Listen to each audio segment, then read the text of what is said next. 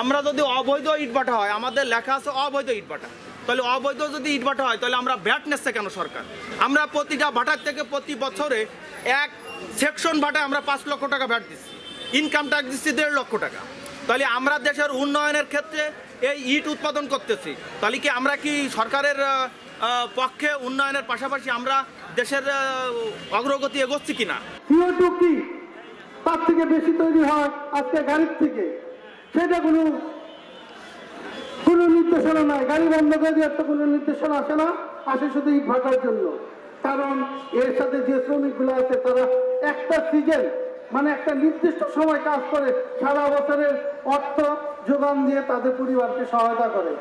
শ্রমিকদের ধান ঝরা, আমাদের রক্ত পানি করা, দিন রাত এক করে ঝড় বৃষ্টি উপেক্ষা করে আপনাদের জন্য সুব্যবস্থা করে দিচ্ছি। আজ আমরা কোটি কোটি টাকা ঋণও আমরা হয়ে গেছি ক্ষতিগ্রস্ত।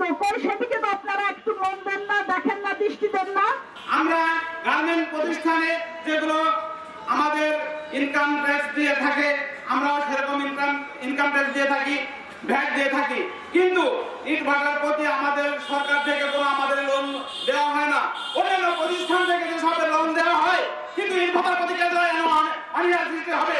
আমরা পরিবেশের বিপক্ষে কোনো অবস্থান নিচ্ছি না, আমরা সব ভাটার জন্য বলতেছি না। আমরা আজকে যে আন্দোলনটা শুধু জিগজ্যাগ ভাটা, চিপনিও না, ব্যারেল চিপনির জন্য আমরা বলতেছি না। এর আগে কিছুদিন আগে পর্যন্ত আমাদের পরিবেশের ছাড়পত্র ছিল, কি কারণ আমরা জানি না। এই বর্তমান গভর্নমেন্ট আসার পরে বলছে না কোনো ভাটায় চালানো যাবে না।